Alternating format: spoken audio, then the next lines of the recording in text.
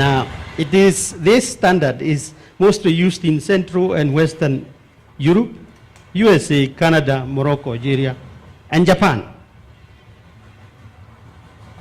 Now, in Japan, it's interesting because it is used only for high-speed passenger rail. And I would like to disabuse one notion. The notion that the standard gauge is a new, modern way of doing a rail is seriously misguided. This is a 19th century idea. Legislation for its implementation in the USA was passed by Congress in 1864. Anybody telling you standard gauge is new is telling you a big lie. It is not. It's a 19th century idea.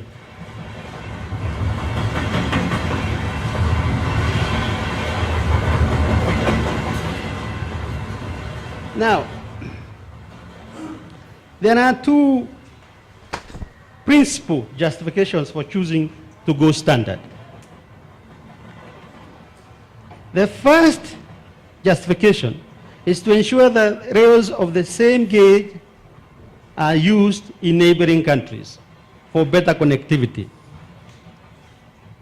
This is very important. You choose the standard, or rather so that's why it was called standard, because the rail companies of the USA lobbied very strongly in the 19th century that let's do one standard gauge.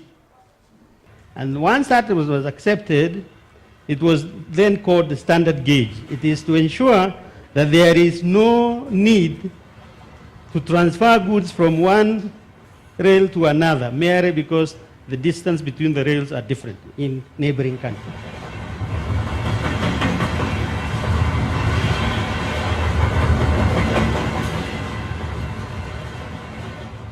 In our situation, we already have the meter gauge. So in terms of this rationale and justification, we are going against the logic of the justification, because our region already has a meter gauge rail network. Now,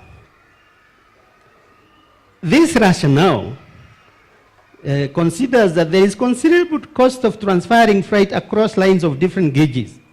And this is exactly what we are now setting ourselves for. The proposed standard gauge rail is a separate new right-of-way.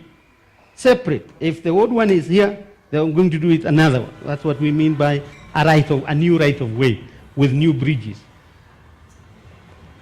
And it is from Mombasa to Nairobi. There is hardly talk of connectivity across Kenya to Maraba, leave alone to neighboring countries. What the noise has been about is about a new standard gauge from Mombasa to Nairobi. And then what? Then we transfer to the old one.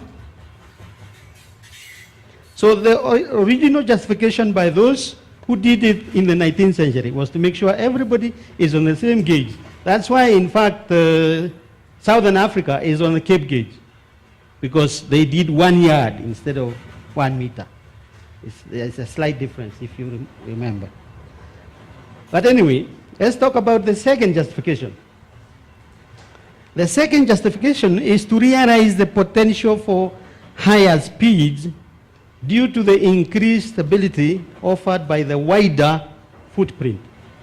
If it is 1 meter, and this one is almost 1.5 meters, there is potential for higher speed. And virtually all high-speed passenger services operating today around the world are on the standard gauge.